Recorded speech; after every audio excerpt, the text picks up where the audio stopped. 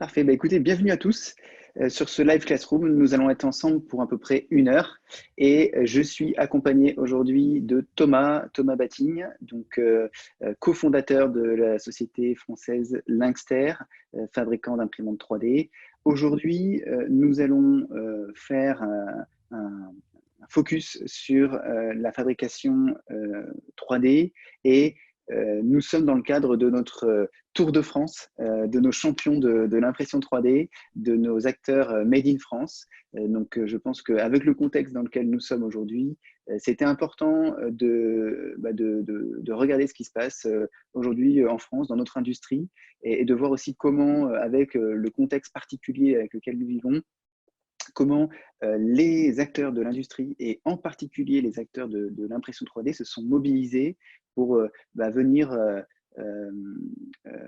porter secours à nos soignants pour qui, dans certains cas, il y avait des pénuries ou des défauts de protection, et aussi de voir comment la supply chain, quand elle est rompue avec le contexte mondial, comment l'impression 3D s'est rendue utile et, je l'espère, presque indispensable pour la suite. Du coup, comment va se répartir le temps d'aujourd'hui? J'ai demandé à Thomas de nous présenter donc la société Linkster.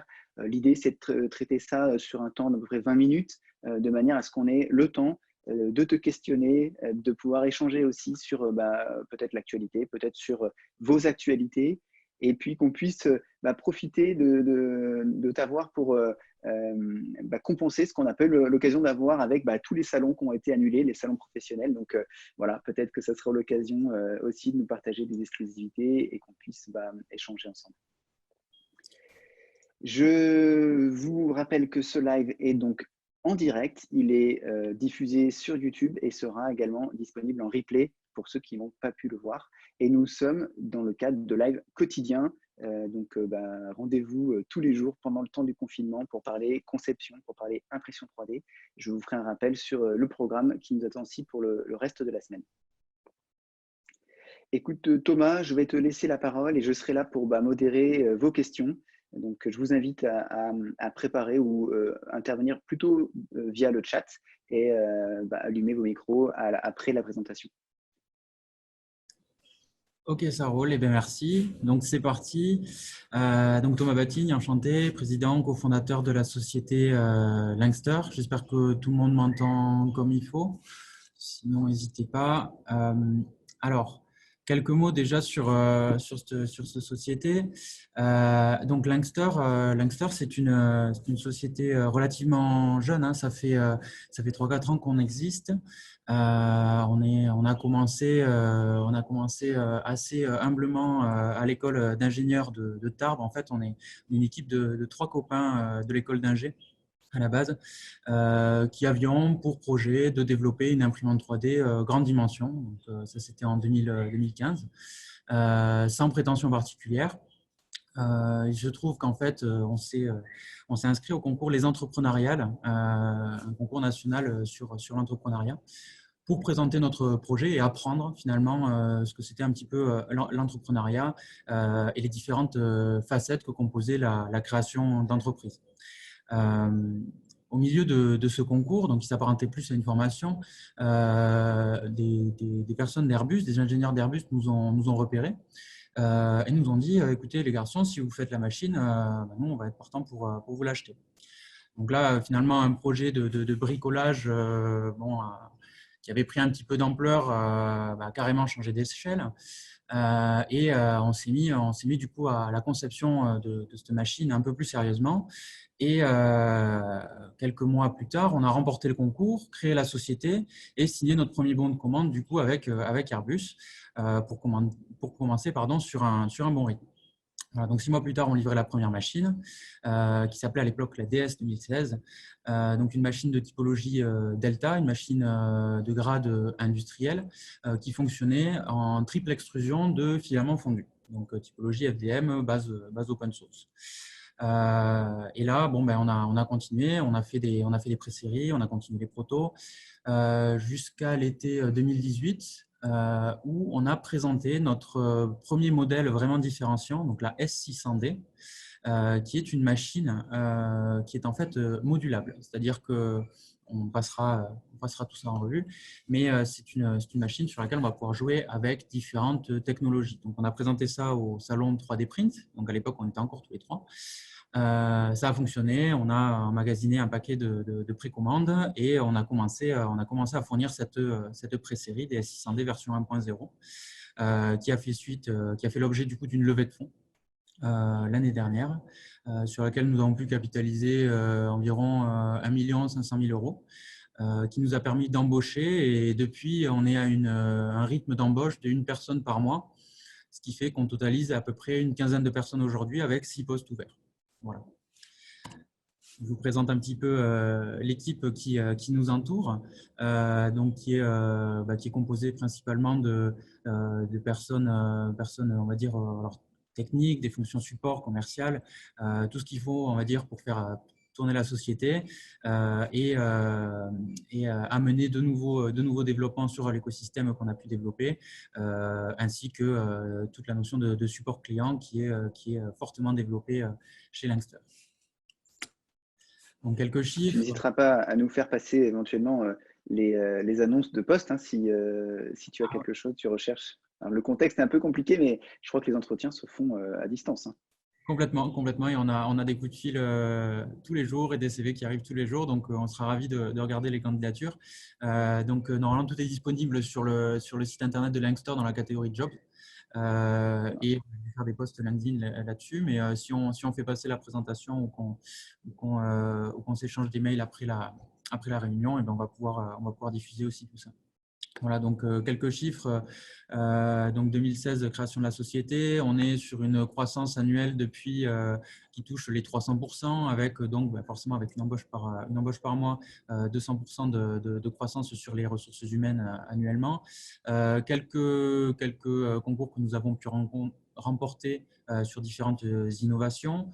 Une vitesse de développement d'environ 2 technologies par an, et on va voir ce que j'appelle technologie, et une dizaine de matériaux qui arrivent chaque année sur notre écosystème, toutes technologies confondues, avec des supports locaux et nationaux, que ce soit de la part de Airbus, de Total ou de l'Aerospace Valley, avec donc des ateliers qui sont situés à Bayonne, au Pays Basque, et une supply chain qui est très locale, voilà, principalement nationale. Il n'y a que des fournitures, on va dire, de composants sur étagères spéciaux qu'on fait venir d'un peu partout dans le monde, mais typiquement notre supply chain n'a pas été très impactée par le Covid. Bon. Alors, quelques références clés du coup depuis ces quelques années. Donc, on retrouve des grands industriels, on retrouve des prestataires de fabrication additive, donc souvent les principaux, mais aussi des universités ou écoles d'ingénieurs qui sont équipées pour leur Fab Lab de matériel pédagogique ou de matériel d'innovation pour les projets entrepreneuriaux de leurs étudiants. Voilà. Alors, pourquoi on nous achète nos machines? Donc, ce sont des machines de fabrication additive, donc d'impression 3D. Et les applications de la fabrication additive que vous connaissez certainement, mais je reviens là-dessus rapidement. Quelles que soient les technologies de fabrication additive, on partage quand même certains atouts. Et nous, on voit deux grandes catégories, on va dire, d'applications qui se discernent. Ce sont la fabrication de matériel dans l'urgence, et typiquement, on est en plein dedans avec le Covid et la création du moins l'activation de supply chain locale extrêmement réactive avant de passer sur des procédés traditionnels de série. Donc, on va retrouver les pièces de maintenance, les pièces de rechange et tout ce qui va être outillage dont on a besoin rapidement pour optimiser, pour faire de l'amélioration continue au sein des sociétés. Mais aussi une deuxième catégorie d'applications, tout ce qui va être développement de pointe, développement de nouveaux produits à vocation pédagogique, à vocation d'innovation ou développement de produits customisés qu'on va fabriquer en série, mais qui vont représenter des références différentes à chaque fois du fait de la customisation. C'est des choses qui sont possibles aujourd'hui, étant donné qu'on va avoir des parcs de machines qui sont distribués avec généralement des infrastructures informatiques suffisamment matures pour pouvoir accueillir des procédés de fabrication digitaux que sont les procédés de fabrication additive. Alors, j'ai parlé de techno tout à l'heure, je voudrais juste qu'on fasse un point vocabulaire là-dessus. Nous, ce qu'on appelle une technologie, c'est peut-être un petit peu plus complexe, notre définition est peut-être un petit peu plus complexe que dans d'autres secteurs, tout simplement parce qu'en fait, il existe tout un tas de facettes.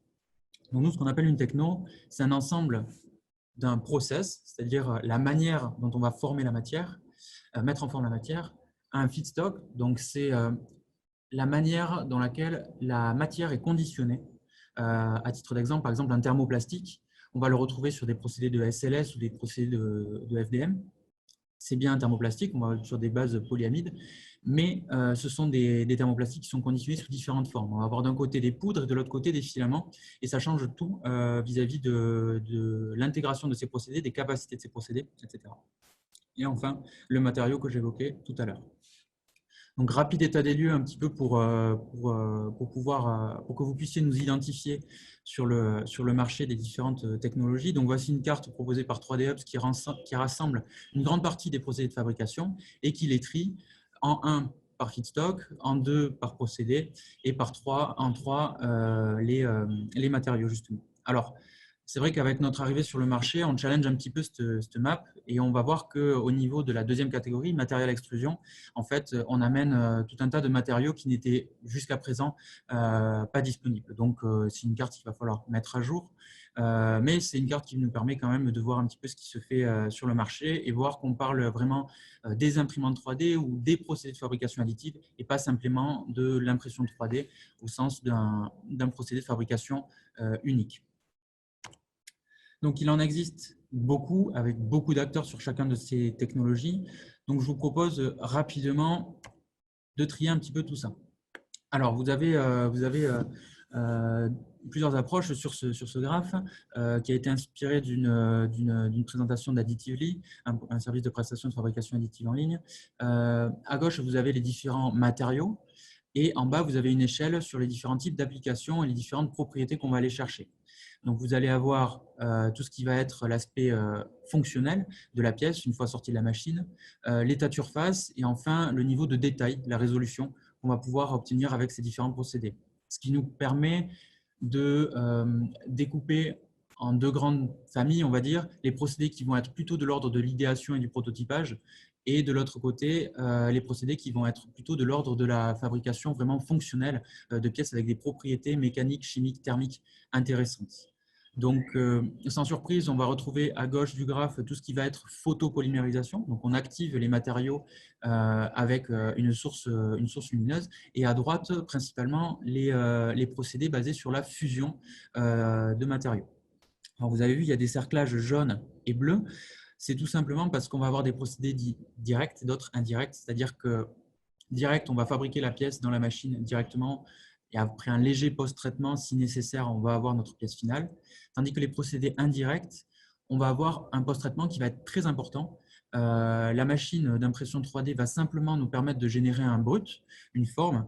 On va ensuite venir souvent délianter et friter. C'est le cas notamment des applications métalliques ou céramiques hybrides justement. Donc, on va imprimer en 3D une céramique ou un métal avec un liant qu'on va ensuite enlever après un procédé de fruitage, donc de déliantage et de fritage. Voilà. Donc, nous, là où on se situe, pour que vous puissiez un petit peu cerner ça, c'est l'extrusion de matière. Alors, le terme commercial de marque Stratasys, c'est FDM. Donc, c'est nous ce qu'on appelle Extrusion Additive Manufacturing, EAM, que vous voyez au centre, qui en fait va regrouper tout un tas de matériaux avec des possibilités de fabrication directe et indirecte. Et on va y venir. Donc, la machine dont je vous parle depuis tout à l'heure, c'est la S600D. Donc, c'est une machine qui fait à peu près la taille d'un frigo, hein, pour être direct. C'est une machine qui va être polyvalente, c'est-à-dire qu'on va interchanger la tête que vous voyez là, qui est embarquée sur le porte-outils au milieu de la machine. On va interchanger la tête et le rack d'approvisionnement de matière pour pouvoir venir approvisionner et mettre en forme des matériaux sous forme de filaments. des matériaux sous forme de liquide, comme des silicones par exemple, et des matériaux sous forme de pâte, comme des céramiques. Céramique technique ou céramique traditionnelle.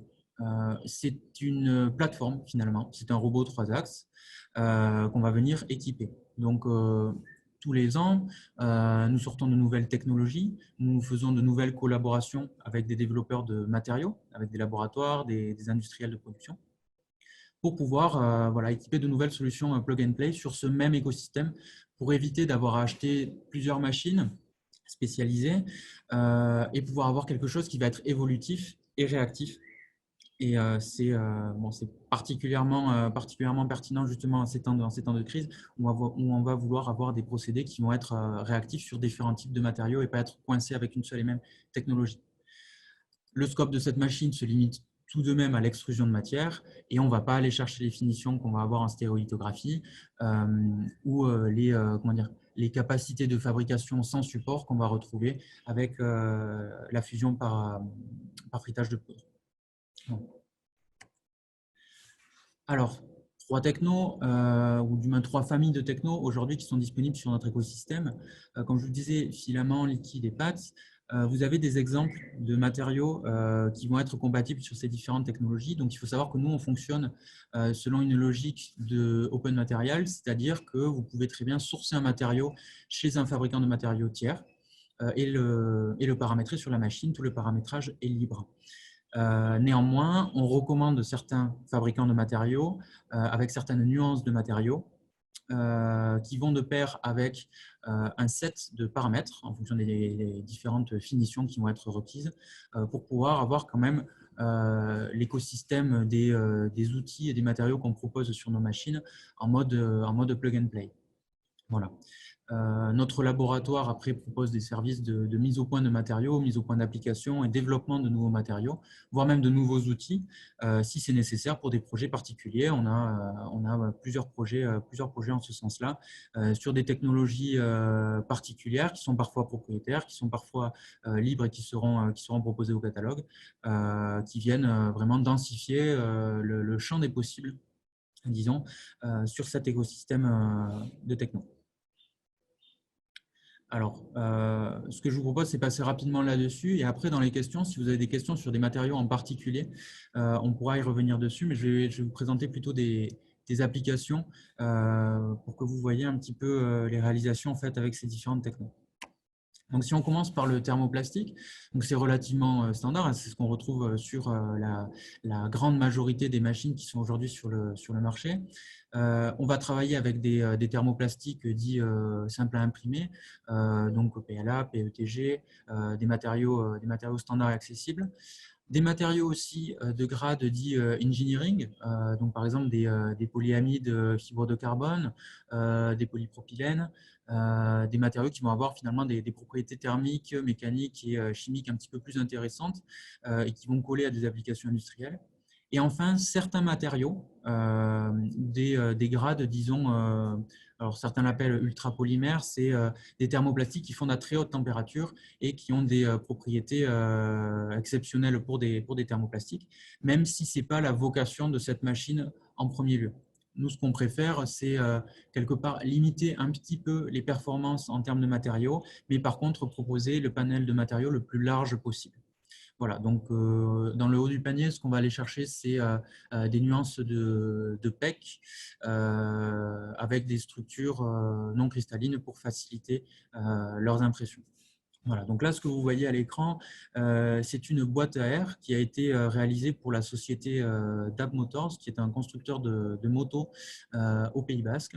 Donc, c'est une boîte à air qui a été réalisée, je crois, en polyamide fibre de carbone pour pouvoir résister aux différents impacts et accueillir les différents éléments pour connecter tout ça sur le châssis de la moto.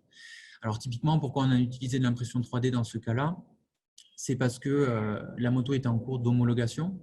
On voulait faire des pièces rapidement et ne pas investir dans de l'outillage dans le cas où l'homologation serait refusée et que des modifications surviennent sur le design de la pièce. Donc là, on a pu fabriquer tout le set de pièces qui rassemblent les garde-boue, qui rassemblent des supports de feu, des plaques avant, la boîte à air, en impression 3D, donc par dépôt de fil avec des grades de filament, comme je disais, techniques. C'est parti en homologation en Italie. Ça a été validé, donc à partir de là, ils ont pu investir dans des procédés de moulage, d'injection, de rotomoulage, sans avoir le risque d'investir dans des outils qui ne seraient pas amortis dans le temps. Ouais.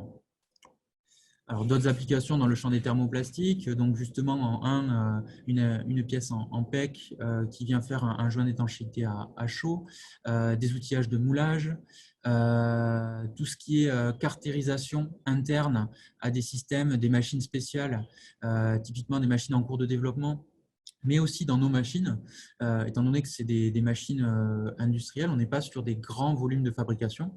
Et on itère les versions de nos machines, du moins sur ces pièces-là, assez rapidement, ce qui fait qu'on a besoin de réactivité et de petites quantités à produire. Donc, nous sommes les premiers utilisateurs de nos machines et nous imprimons en 3D pas mal de carters et toute pièce qui va finalement guider des flux d'air. On en a un paquet finalement dans la machine. Donc, toutes ces pièces vont être imprimées en 3D par nos machines. Voilà. Et en dernier, vous aviez un prototype de filtre catalytique en triple extrusion. Voilà. Donc, je ne peux pas citer forcément les sociétés ou trop de précision sur ces applications-là, puisqu'on est sur des champs industriels avec des NDA qui couvrent toutes ces applications. C'est pour vous donner une idée. Une autre pièce que je peux vous montrer à l'écran sur ma vidéo, je ne sais pas si vous la voyez, c'est une pièce de nouveau en PA carbon fiber, donc extrêmement complexe, qui vient se greffer sur une machine en bande d'essai et sur laquelle on a intégré donc beaucoup de fonctions. Et donc, c'est imprimé en l'état dans la machine, très peu de post-traitement, hormis la suppression des supports après l'impression. Alors, je vais passer sur les applications silicone. Alors, les applications silicone, vous en avez certainement peu entendu parler puisque c'est quelque chose qui est nouveau dans la fabrication additive.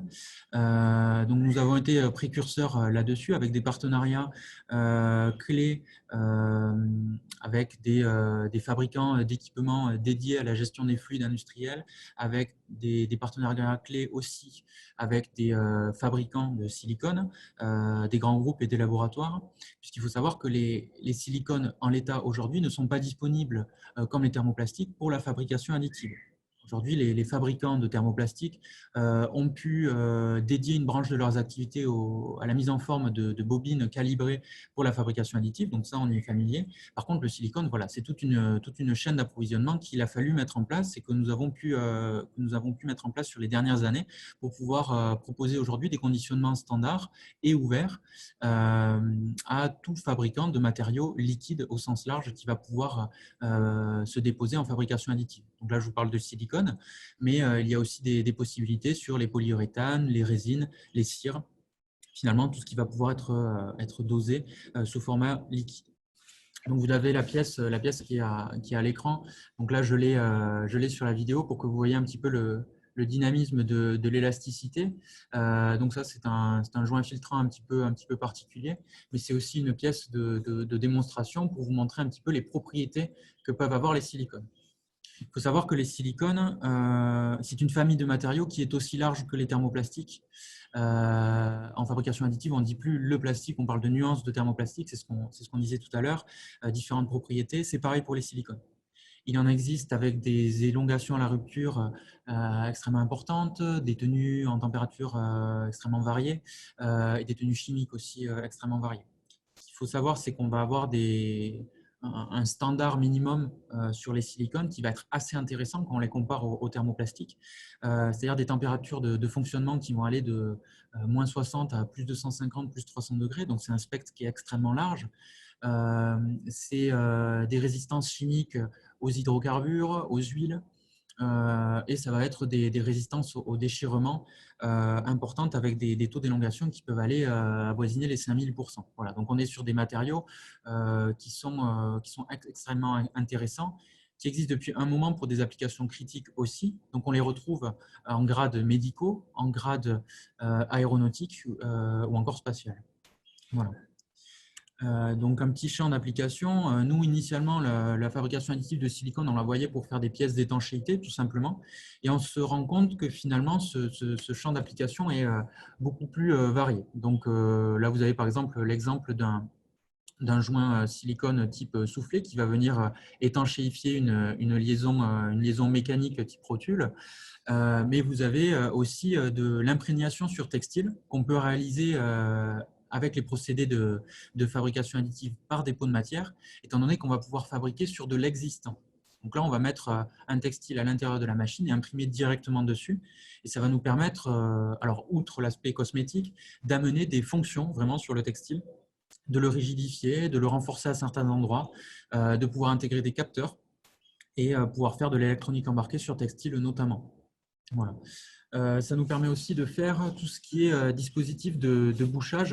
Donc, vous voyez des bouchons un petit peu particuliers donc, en silicone dans les processus d'assemblage aéronautique qui sont très complexes et qui vont, étant donné qu'il y a beaucoup d'étapes, on va vouloir protéger les différentes pièces des à-coups et de l'intrusion d'autres pièces à l'intérieur des systèmes pendant les assemblages pour éviter de se retrouver avec des boulons et des outils à l'intérieur des avions avant qu'ils décollent. Voilà, donc ce sont des joints qui sont produits en petite série, pardon, des bouchons qui sont produits en petite série, qui vont changer de référence très régulièrement.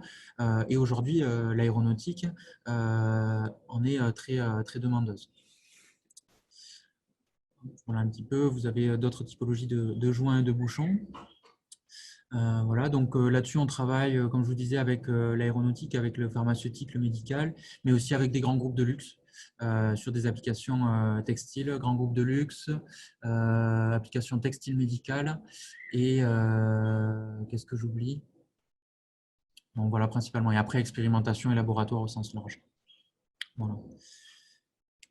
Et je continue du coup sur la céramique. Donc là, vous voyez l'exemple d'un filtre catalytique. Donc, ce qui est intéressant avec les céramiques, ça va être leur dureté, leur résistance à la compression.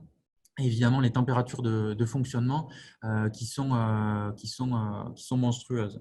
Donc, quand on parle de céramique technique, c'est le champ des céramiques qui va vraiment avoir des propriétés exceptionnelles par rapport aux propriétés des céramiques traditionnelles. Céramique traditionnelle, ça va être l'argile, des tuiles, des briques. Là, on va chercher des corps directs, on va chercher des alumines, on va chercher du stick, qui sont des céramiques vraiment à vocation médicale ou aérospace, qui ont des propriétés voilà, diélectriques, thermiques extrêmement intéressantes. Donc, par exemple, un filtre catalytique, donc des formes qui sont complexes à réaliser avec des procédés de fabrication, disons, traditionnels en céramique, donc que ce soit en coulée ou en moulage. Et je ne parle pas d'usinage de céramique, on va avoir une liberté de forme qui va être assez intéressante. Donc là-dessus, on travaille en partenariat avec le CTTC, qui est un petit peu le pôle principal de la céramique en Europe et qui se trouve à Limoges. Donc des échanges au sein de la région Nouvelle-Aquitaine qui sont très intéressants. Et là, vous avez donc deux types d'applications. Donc, une application type caboche d'ogive et une application catalytique, filtre catalytique. Et après, alors une application un petit peu plus cosmétique que vous voyez du coup sur ma vidéo. Donc là, on est sur donc une céramique beaucoup plus traditionnelle pour des applications moins nobles, mais qui intéressent un certain pan du marché. Voilà un petit peu. Et je crois que de mon côté… Ah oui, voilà. Donc, j'ai listé des applications principales sur lesquelles on pouvait communiquer et sur lesquelles on avait des photos.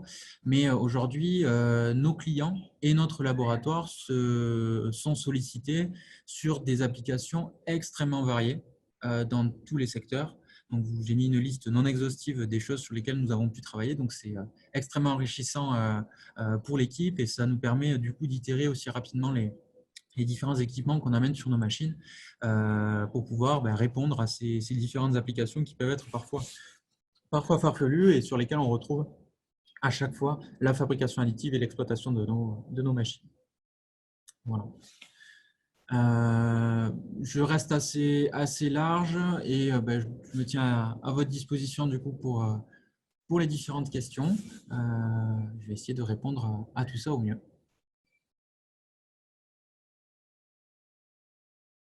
Voilà. Merci beaucoup Thomas pour ce propos clair. Encore une fois, c'est un plaisir de recevoir une entreprise française et des entrepreneurs dans l'impression 3D. Là, pour ceux qui ne connaissaient pas, je pense qu'ils ont découvert bah, beaucoup de possibilités à travers la technologie que tu as proposée et une grande richesse de matériaux aussi.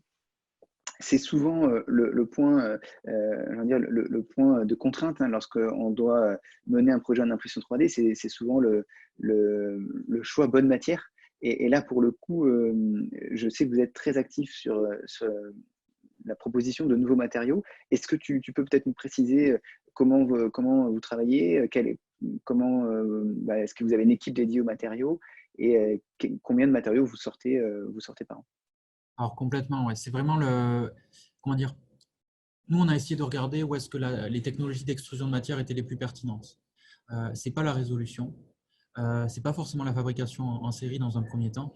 Par contre, ce qui est intéressant, c'est qu'on met en forme des matériaux qui sont dits industriels, donc avec des propriétés vraiment intéressantes, et on travaille en bonne matière.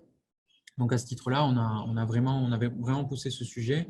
Donc nous, on a en interne donc un laboratoire avec des spécialistes matériaux pour la fabrication additive. Donc ils vont avoir la double casquette et matériaux et fabrication additive pour faire des recommandations et aller chercher les bonnes nuances des matériaux. On a un réseau de partenaires qui est assez fourni, qui sont à chaque fois spécialistes de leurs matériaux. Et on propose donc comment dire, des prestations aussi bien sur le développement de matériaux à la demande, vraiment, en très petite quantité et très spécifique, mais aussi le transfert vers des industriels qui ont les capacités de production pour pouvoir fournir en quantité une ligne complète. Voilà, donc que ce soit sur les thermoplastiques, les silicones, les céramiques et bientôt d'autres matériaux que j'évoquais tout à l'heure sur base liquide principalement. On a généralement, donc le labo est toujours plein en termes d'essais. Généralement, je dirais que on sort un kit matériaux avec le profil de fabrication complet, plug and play, avec les recommandations de fabrication et les limites de ce procédé, avec un score sur la fabricability et les différentes géométries qu'on va pouvoir aller chercher avec ce matériau et ce procédé tous les mois. Donc, c'est un rythme qui est quand même assez élevé. Alors, tous les mois, ça ne nous permet pas de proposer l'intégralité de la datasheet sur comment dire, les propriétés en sollicitation mécanique des pièces qui vont être fabriquées avec la machine. Et ça donne déjà des bons ordres de grandeur et ça permet de produire la pièce. Dans un second temps, si nécessaire, si la demande est là, si la prestation est sollicitée, on passe avec d'autres partenaires qui, eux, s'occupent vraiment de la caractérisation des pièces qui sont imprimées par nos machines avec ce set de paramètres fixés pour avoir des données chiffrées là où ça se justifie. Ok, très bien. Et aujourd'hui, les matériaux donc, qui peuvent rentrer sur les machines Langster, ce sont des matériaux propriétaires ou ce sont des matériaux qui peuvent être tout à fait ouverts? Alors, ce sont des matériaux qui sont tout à fait ouverts et aujourd'hui, Langster n'a pas de marque de matériaux. C'est un choix, c'est-à-dire que nous préférons privilégier les partenariats, les partenaires que nous avons sollicités, qui eux sont spécialistes en la matière, avec qui nous travaillons en étroite collaboration bien évidemment, qui eux proposent du coup tout un catalogue que nous qualifions, que nous homologuons sur nos machines pour pouvoir proposer déjà une liste, on va dire, de matériaux simples à utiliser, qui sont connus sur nos machines et on accompagne sur le développement de nouveaux paramètres pour de nouveaux matériaux. Voilà. Il y a certains de nos clients sont complètement indépendants à ce niveau-là et quand on les rappelle quelques mois plus tard, ils nous disent que voilà, ils impriment tel et tel matériau qui n'est jamais passé par notre laboratoire. Oui, tout à fait. J'imagine que chacun s'approprie pour le coup la technologie de son côté. Du coup, on a une question de Patrick sur les matériaux proposés. Est-ce qu'aujourd'hui, il y a des matériaux qui sont, alors je ne sais pas quelle était l'idée sous-entendue, mais qui sont aux normes CE ou aux normes médicales? Alors, il faut qu'on quand on qualifie un procédé pour une norme en particulier, donc que ce soit alimentaire ou médical, il faut vraiment regarder l'ensemble. C'est-à-dire qu'on peut avoir un matériau qui, lui, est qualifié pour des applications médicales. Donc, on a par exemple des LSR, donc ce sont des silicones techniques bicomposants pour des applications médicales qui sont théoriquement implantables même dans le corps. Donc, c'est vraiment le niveau maximum de la classification. Par contre, la machine en elle-même est CE, mais pas qualifié pour des applications médicales à ce jour. C'est-à-dire que si à un moment comment dire, le besoin est réel sur notre écosystème et que une personne vient nous voir et demande ce type de qualification, ce sont des projets sur lesquels on est très intéressé pour travailler. C'est des projets qu'on a en cours sur certaines applications, mais aujourd'hui sur catalogue, la machine n'est pas qualifiée pour de l'application médicale implantable en l'état. Ça va permettre de bricoler, ça va permettre de faire des premières pièces, mais elles ne seront en aucun cas qualifiées. On ne supporte pas en tout cas le risque de la qualification à ce jour. Bien, merci Thomas. J'avais une autre question. Tu nous as parlé d'une tête modulable. Est-ce que tu peux nous parler un petit peu plus du processus pour changer la tête et utiliser différents matériaux? Complètement. Alors, il faut imaginer que vous avez un robot vide. Ce robot, vous allez y mettre un bloc, une cartouche qu'on appelle le rack d'approvisionnement de matière. Évidemment, on n'approvisionne pas un filament comme on approvisionne un liquide dans la machine. Donc, on va mettre ce premier bloc et ensuite, on va équiper l'outil qui va être donc simple à installer. Hein. C'est 4 petites vis molletées. Le changement d'une technologie à l'autre nous prend entre 3 et 5 minutes en fonction de si on découvre ou si on est habitué. Donc, c'est très rapide. Il ne se fait pas automatiquement néanmoins, c'est-à-dire que c'est une machine qu'on va pouvoir équiper différemment pour différents projets, mais elle ne va pas changer toute seule pour passer d'une technologie à l'autre. Voilà, c'est la limite, on va dire, de cette machine, mais ça ouvre quand même déjà pas mal de possibilités. C'est des sujets sur lesquels on est en train de travailler, évidemment. Et chaque bloc d'approvisionnement de matière, chaque rack d'approvisionnement de matériaux va être compatible avec une série d'outils. Donc, généralement, on va changer plutôt l'outil pour passer, mettons, de la triple extrusion à la mono-extrusion. Si on va aller chercher des températures différentes, par exemple, en fonction de ce qu'on va pouvoir retrouver dans notre gamme. Et quand on change vraiment d'environnement de matière, donc on passe du filament au liquide, là, on change le rack d'approvisionnement matériaux pour pouvoir traiter ce nouveau pan technologique. On va dire. Alors, peut-être que…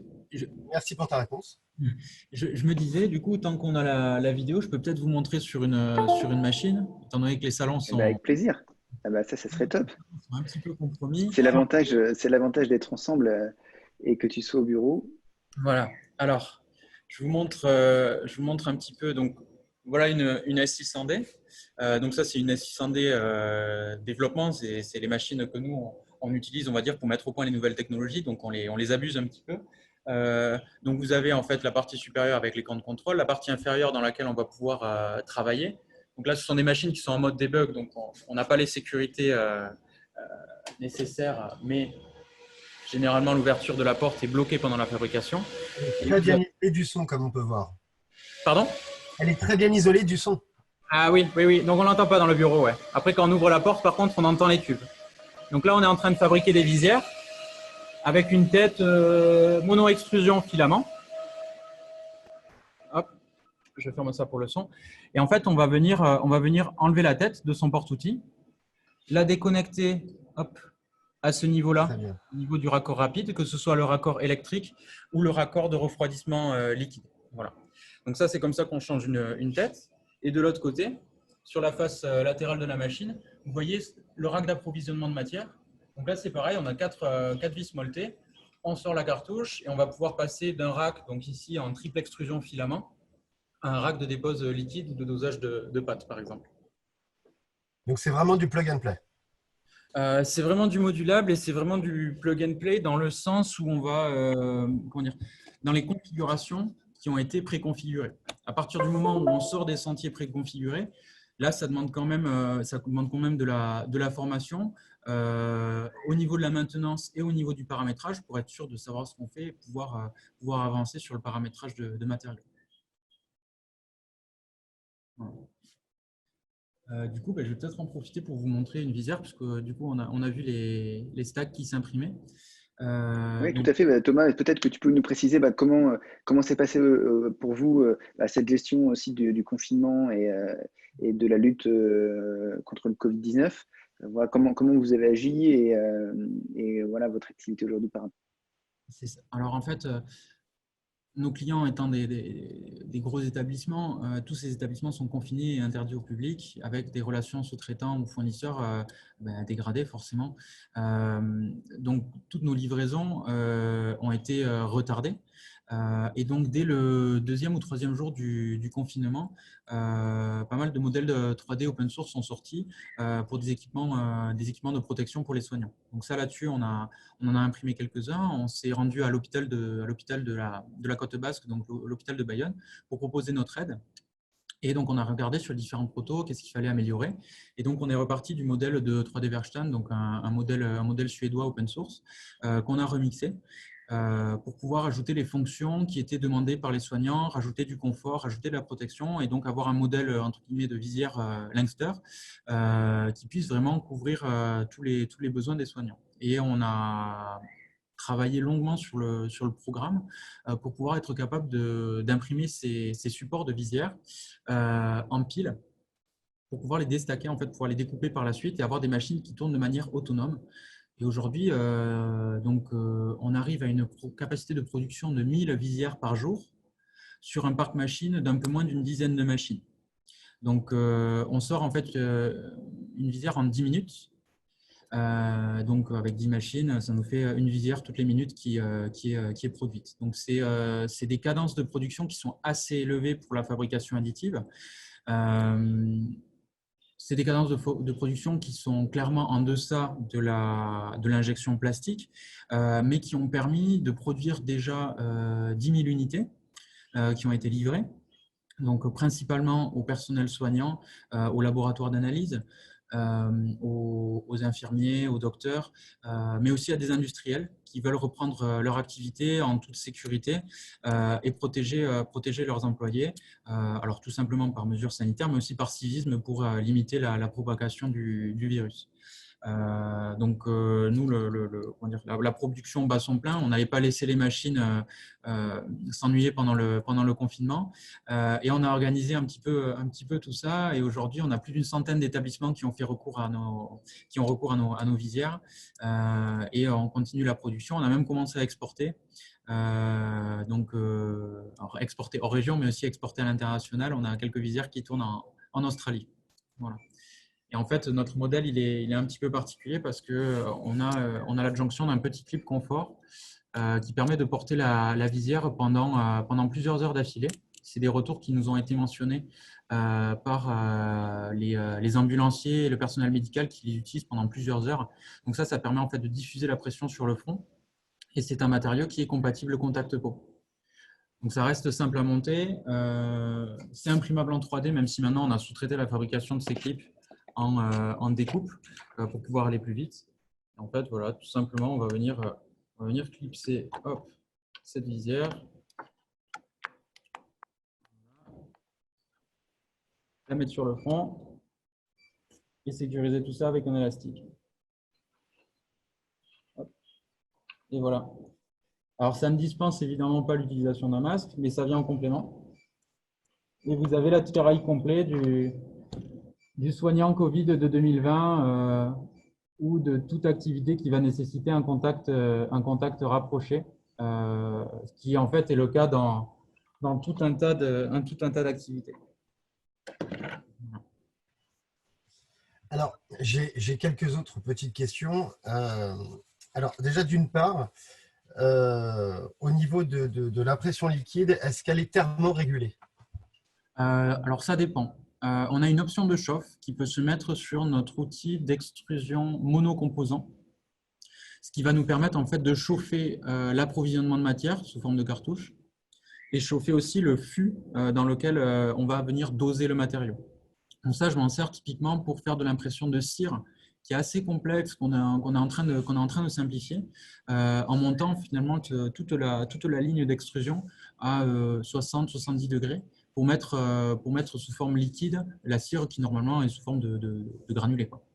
Donc ça, c'est ce qu'on fait sur le monocomposant. Et sur le bicomposant, on travaille sur un add-on qui permet de chauffer la couche qui a été déposée.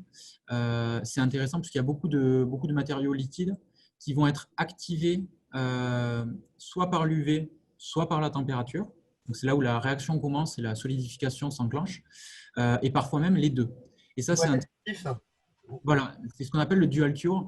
Donc en fait, là, ce qu'on va faire, c'est qu'on va soit amorcer les deux réactions, soit en amorcer qu'une seule, pour pouvoir gélifier le matériau en sortie de buse, et après le cuire, mais plutôt ça hors machine. C'est-à-dire que la pièce se tient, juste ce qu'il faut pour pouvoir l'amener dans le four, et là on la cuit. Donc par exemple sur un LSR, on va monter à 160 degrés pendant 5 minutes, et là la pièce est complètement réticulée. Très bien. Alors, j'ai une autre question. On n'a pas vraiment parlé. Est-ce que vous avez votre slicer ou est-ce que vous conseillez un slicer en particulier? Alors, avec chaque machine, on a une ou deux licences Simplified 3D préconfigurées avec donc un drive sur lequel est disponible tous les profils de fabrication qu'on a pu mettre au point, triés en fonction des matériaux, en fonction des buses, etc. Donc, on vient télécharger en fait son profil de fabrication, on le met dans Simplified 3D et après, on peut slicer sa pièce. On pense que le métier de slicer, c'est un métier de développement software à part entière. Là où nous, ce qu'on sait faire, c'est des machines. Et donc, on veut se concentrer là-dessus pour bien faire ça dans un premier temps. Aujourd'hui, Simplified 3D fonctionne très bien. Il y a forcément des limites, mais on arrive à tirer quand même une bonne partie des capacités de la machine avec ce logiciel. On peut ensuite interfacer n'importe quel slicer avec cette machine. Si vous voulez travailler sur Cura, il n'y a aucun problème. La machine digère du G-code standard et est préconfigurée pour recevoir un G-code Cura et pouvoir quand même se comporter comme il faut. Maintenant, là, les profils de fabrication ne seront pas préconfigurés pour Cura. Et alors, dans le cas où on va pouvoir mettre par exemple du filament 1,75 et on va pouvoir mettre du filament 2,85, on va pouvoir faire ce genre de choses et changer les presets dans Simplify? Alors aujourd'hui, les lignes d'Appro, toute la gamme filament tourne à 1,75 chez nous. Ah bien. Le développement du 2,85 est sur demande. D'accord. C'est possible, mais on ne l'a pas fait. Le paramétrage après va être complètement libre dans Simplify 3D. Si on veut changer les vitesses d'avance, si on veut changer les températures, etc., tout est disponible. La machine en elle-même aussi est paramétrable simplement. D'accord, très bien. Très bien. Voilà, on propose un kit de développement en fait pour les gens qui veulent aller plus loin. Ça, c'est typiquement les laboratoires ou les industriels qui veulent développer leur propre technologie. Un kit de développement qui va consister à donner les informations mécaniques et électriques de la machine, mais aussi firmware, donc toute la configuration de la machine en dur, pour pouvoir développer son propre outil et pouvoir l'utiliser en propre, ou alors nous proposer, nous, de le redistribuer après derrière à notre écosystème. Un peu comme le SDK de Apple, qui propose un kit de développement pour amener des nouvelles applications. Ouais, très bien. Merci pour ta réponse. Est-ce qu'il y a d'autres questions? Est-ce qu'on peut avoir un ordre de prix, une gamme de prix pour la machine, savoir à peu près si on part sur une machine FDM de base, quelque chose?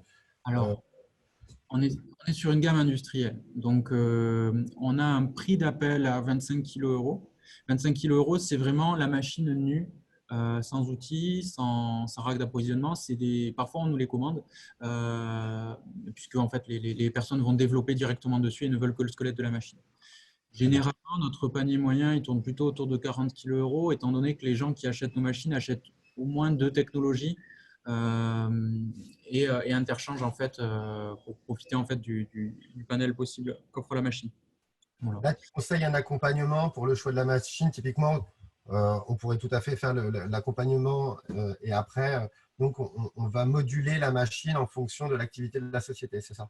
C'est ça. Généralement, donc avec nos partenaires de distribution, comment dire, on évalue vraiment le besoin de chacune des sociétés. On fait une pièce de démonstration dans le matériau demandé pour montrer que c'est possible, montrer les limites. Et à partir de là, du coup, on travaille à l'implémentation de cette solution chez les clients avec donc un panel de formation en fonction des technos qui ont été demandés. Par exemple, les formations liquides, les formations thermoplastiques, tout ne se comporte pas de la même façon. Et après, derrière, on les accompagne donc sur le support client, SAV, mais aussi sur l'achat de nouvelles technos sur la machine existante. On a des clients qui ont commencé en thermoplastique et qui, 6 mois, 1 an plus tard, ont acheté un module de dépose liquide puisqu'ils maîtrisaient le thermoplastique et ils commençaient à avoir du potentiel sur la dépose liquide. Donc là, dans ce cas-là, on livre bien évidemment les matériaux et la solution techno avec la formation qui va en face. Donc, le délai de livraison va dépendre aussi de la complexité de la machine. Et d'accord, très bien. On est de l'ordre de plusieurs semaines à aller maximum 1 ou 2 mois pour la livraison. Sur des livraisons standards, disons, si vraiment ça demande un développement sur mesure complet, bon, ben là, il y a une étude au préalable et donc ça peut, le lead time peut s'allonger un petit peu. Mais on essaie d'être le plus réactif possible et on a une capacité de production de 4 machines par mois. Et bon, ça part assez vite. Donc, on est en train de travailler à la création d'une usine du coup, dans le Pays Basque pour pouvoir fabriquer nos machines en plus grande série. Et c'était l'objectif du coup de 2020, mais bon, qui a été un petit peu compromis, disons, par le contexte. C'était donc assurer la distribution de nos machines, non plus qu'au niveau national, puisqu'aujourd'hui on a des machines partout en France, mais aussi au niveau européen. Donc on est en discussion avec beaucoup de distributeurs européens, que ce soit en Espagne, en Allemagne, en Suisse, en Angleterre. Voilà, donc ce n'est que partie remise, mais voilà, on a des besoins en production qui augmentent. C'est tout ce qu'on vous Voilà, souhaite. c'était l'exclu qu'on attendait aujourd'hui. Merci Thomas. En tout cas, je vois que ça a soulevé beaucoup de questions techniques. Moi, j'ai une dernière question aussi pour rebondir sur ce que tu viens de nous dire. Comment on fait aujourd'hui quand on est un fabricant français d'imprimantes 3D face aux géants américains? Comment on tire son épingle du jeu face à tout ça? Alors, on ne se met surtout pas en frontal. C'est-à-dire que vous connaissez les stratégies océan rouge, océan bleu. Typiquement, aller en frontal, et c'est là où on allait au tout début avec nos premiers proto-machines, on allait en frontal en dépose de filaments thermoplastiques haute température. Et on était parti là-dedans initialement. On a fait une prélevée de fonds en fait, pour prendre un an et se différencier et vraiment avoir un angle d'attaque unique. Ce qui fait qu'aujourd'hui, on a pu prendre de l'avance et aujourd'hui, on est la seule machine de fabrication additive modulaire de grade industriel. Et on est précurseur sur quelques-unes de nos technologies. Donc ça, c'est intéressant. Si on était resté en frontal sur la dépose filament, on fait, mais bon, c'est une des technologies qu'on fait. Ou partir sur, par exemple, du jetting ou des choses comme ça, on partait déjà avec du retard. Tandis que là, on part avec de l'avance et on a même des concurrents hein, qui viennent nous voir pour s'échanger de la clientèle ou pour pouvoir communiquer sur nos travaux. Donc maintenant, on s'est fait une vraie place sur ces technologies. On commence à être reconnu pour ça. Et c'est bien puisque voilà, ce n'est pas nécessaire d'aller chercher à se confronter à des géants américains qui sont pour la totalité spécialisés sur une techno, qui n'ont qu'une seule techno dans leur portefeuille ou une variation de leur technologie.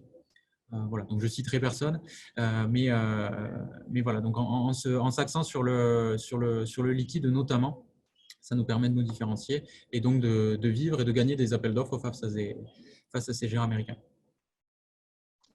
Eh bien, en tout cas, bravo Thomas, bravo à toute l'équipe Linkster. C'était un plaisir de te recevoir aujourd'hui. Merci d'avoir quitté tes machines des yeux quelques minutes pour te consacrer à nous. On vous souhaite à tous bon courage dans cette période et beaucoup de réussite dans votre entreprise d'impression 3D Made in France. Je vous propose donc de mettre fin à ce Classroom. Nous étions en direct. Pour ceux qui n'ont pas pu suivre et vous les partager autour de vous, il sera disponible en replay sur YouTube. Merci à tous en tout cas pour vos nombreuses questions Merci à notre intervenant d'avoir proposé un contenu très clair et d'avoir répondu à toutes nos questions. Nous Je vais en t'invitons prendre partie. très prochainement d'ailleurs à nous donner des nouvelles dès que nous sortons du confinement, hein. Bien évidemment. On aura peut-être l'occasion de refaire un live, même si on a le droit de circuler. Ça sera avec grand plaisir. Du coup, on se retrouve tous les jours de la semaine pour des lives pour parler de 3D. Demain, on sera dans un univers un peu différent. On parlera donc de Twinmotion, donc un outil de rendu 3D temps réel. Et on aura également l'occasion de se revoir pour un workshop sur Fusion 360 dans la semaine. Et on clôturera la semaine avec aussi un sujet pour évoquer les différentes mesures qui ont été prises par l'État pour accompagner tous ceux qui sont à la maison et qui souhaitent se former. Donc voilà, on parlera donc pour le coup de droit à la formation. Je vous souhaite à tous une excellente fin de journée et on se retrouve très vite pour parler de 3D ensemble.